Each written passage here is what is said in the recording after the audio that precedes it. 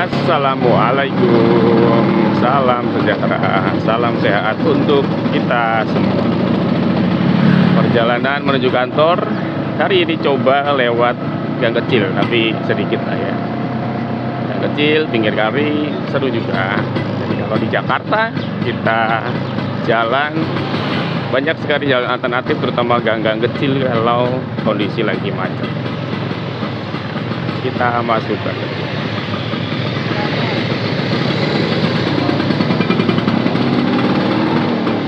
salam jumpa di motovlog bapak-bapak. Sambil berjalan kita biasa sambil ngobrol-ngobrol. Nah, ini motovlognya ya sambil jalan naik motor sambil ngobrol mengenai kejadian hari-hari sehari-hari yang lagi in, atau ngobrolin ya pemikiran-pemikiran, opini-opini ya, nggak apa-apa ya. Nah, yang lagi seru akhir-akhir ini, bukan akhir-akhir ini ya, baru kemarin ya, adalah yang terkait dengan ini, saya kaitkan ya, atau bolehlah dikaitkan dengan yang lagi seru juga, PSN pagar laut. Berita terbarunya adalah gedung BPN, kantor BPN, Badan Pertanahan Nasional ya, kalau nggak salah singkatannya, kebakaran. Seru nggak? Lagi ada isu penyelesaian pagar bambu, gedungnya kebakaran. Jadi seru banget. Wah, ada mobil. Jadi kita berhenti dulu, nih mobilnya mau kemana ya, kita stop dulu. Waduh, itu mentok, itu nyangkut pohon apa enggak tuh. Ya harus sabar ya, kalau di Jakarta jalan bergantian.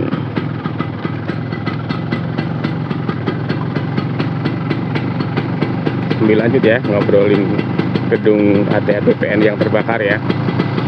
Jadi aduh, si bapak kenapa maju sih, kasihan juga truknya dulu.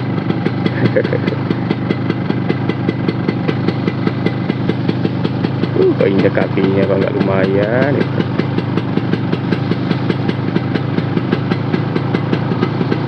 Ya terus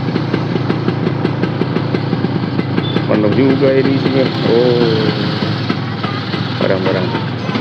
Oke, lanjut lagi ngobrolnya, juga kita lanjut ya. Nah, ada yang seru nih di ya, kebakaran gedung itu ya. Ya bukan seru ya, namanya musibah malah jadi seru. Pastinya seru untuk diobrolin aja. Yang pertama adalah kebakarannya itu betul-betul terjadi ketika sedang ramai pemagaran laut. Ada apa? Jadi pertanyaan, kenapa terbakar? Gitu. Karena kalau teman-teman ingat dulu, ada kasus gedung pemerintahan terbakar juga, yang karena puntung rokok dari kuli. Ada yang ingat? Ya, betul, kebakaran kantor kejaksaan. Nah itu, kalau saya tidak salah ingat, itu juga ketika ada kasus yang lagi ramai dibicarakan atau diberitakan, kasusnya Joko Chandra, yang ada entah keterkaitan atau tidak, yang beritanya berbarengan dengan Jaksa Pinangki juga. Nah itu berarti kejadiannya ini yang kedua nih, ramai-ramai ada kasus kemudian kebakaran ya. Ya bisa jadi menimbulkan spekulasi yang macam-macam kan ya gitu. Itu yang pertama tuh. Yang kedua adalah pernyataan Pak Menteri ATR BPN Pak Nusron Wahid bahwa penyebab kebakaran itu diduga dari CPU komputer dari stafnya yang tidak dimatikan, lupa mematikan kalau nggak salah beliau bilangnya. Nah, itu juga jadi bisa menimbulkan spekulasi ya. Kenapa? Karena komputer sekarang itu, CPU sekarang itu kan canggih ya. Jadi tidak dimatikan berhari-hari, berbulan-bulan pun itu nggak ada masalah. Ya contohnya, kalau contoh real yang di sekitar saya adalah ada tuh tim saya, kebetulan beliau adalah tenaga kontrak, sudah pensiun, tapi kami kontrak kembali gitu ya, untuk membantu kami karena memang beliau sangat membantu pekerjaan. Sudah memasuki pensiun, pasti sudah tua lah ya. Itu dia males males matiin nyalain gitu karena prosesnya lama kan, loading gitu lama. Dia nggak pernah matiin, dan sudah jalan mungkin setahun ini CPU baik-baik aja. Kalau contoh lebih ekstrim lagi, CPU atau komputer yang dulu zaman ramai Bitcoin itu dinyalakan 24 jam sampai berbulan-bulan, bertahun, ya berbulan-bulan ya, itu juga nggak ada masalah. Nah itu kan jadi menimbulkan spekulasi juga nih, keterangan penyebabnya ya, apakah memang benar-benar, tapi kita nggak tahu ya, bisa jadi memang dari CPU yang terbakar. Tapi kalau dari keterangannya aja kita bisa simpulkan nih, dari CPU yang lupa dimatikan. Berarti sebenarnya komputer atau CPU-nya kebiasaannya adalah dimatikan. Nah, ketika dia lupa tidak dimatikan, harusnya kalau 1-2 hari aja harusnya nggak ada masalah. Tapi ya kita nggak tahu, dugaan awalnya seperti itu ya, dari CPU yang lupa dimatikan. Nah, itu jadi seru juga ya. Jadi menimbulkan spekulasi, maksudnya serunya itu. Jadi bisa jadi bahan obrolan juga nih di vlog kali ini. Harus mati. Jalan lagi. Nah, ada satu lagi sih. Kemarin saya juga lihat di X video kondisi ketika ada stafnya atau pegawainya atau penjaga keamanan BPN itu berusaha membuka pintu kaca yang di dalam ruangan pintu kaca itu ada apinya. Jadi bingung, seolah-olah sama api saya kalau bilang seolah-olah ya, jadi saya menuduh mereka seolah-olah ya. Jadi videonya itu menggambarkan, saya ralat, videonya itu menggambarkan petugas yang kebingungan membuka kunci dengan kunci. Ya dengan kunci, membuka pintu dengan kunci, saya ralat. Yang bingung membuka pintu dengan kunci. Sedangkan dia melihat ada api di dalam ruangan. Dan itu nggak satu orang, ada yang memvideokan, ada yang berusaha buka, ada yang lihat, ada yang bawa apar ringan ya. Nah itu jadi menimbulkan pertanyaan dan spekulasi juga.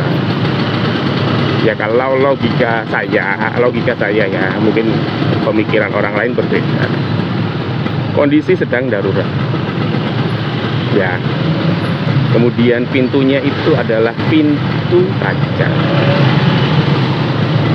Ya. Nah, apakah ya kalau menurut saya ya, kalau saya dalam kondisi itu ya saya akan dorong aja pintu kacanya. Itu pintu kaca itu dalam tanda kutip ringkih ya, teman-teman ya. Itu didorong aja kan pasti pecah, patah lah, engselnya gitu kan. Nah ini kondisi darurat, nggak akan dimarahin juga pasti sama atasannya atau bahkan sama Pak Nusron karena kondisi darurat, padamkan apinya gitu. Tapi yang kemarin terlihat di video itu malah kebingungan, nggak bisa buka-buka kuncinya, terus sedang ngeliat api di dalam, ada asap tiba-tiba menyembul dari belakang samping kanannya gitu. Terus bingung gitu ya. Sila disimpulkan sendiri ya teman-teman, kawan-kawan semua ya. Itu. Nah, apakah ya kan menimbulkan spekulasi juga, apa sebagai video seolah-olah mereka berusaha supaya nggak dimarahin atau apa ya, itu jadi menimbulkan spekulasi. 3 berarti ya tadi ya, kalau saya rangkum ya, 1 adalah delik waktunya atau sequence-nya, time sequence-nya terjadi di kondisi ketika pemberitaan yang ramai ini, kasus ramai pagar laut, fenomena pagar laut, fenomena itu kan ya kasus nggak apa-apa lah kita bilang. Yang kedua adalah penyebabnya, dugaan penyebabnya. Yang ketiga video tadi tuh. Nah, jadi seru dibahas ya. Bisa jadi obrolan warung kopi atau sambil makan siang gitu, nanti bisa dibahas. Kita bahas nih makan siang. Nah, kita lihat lagi kondisi pemberitaan ini dari apa ya? Saya sebenarnya jadi ingat teori komunikasi massa sih. Ya, tapi itu melihat secara luas ya spektrumnya ya. Jadi kebetulan kalau boleh cerita, saya adalah lulusan komunikasi dari salah satu kampus swasta di Jawa Timur.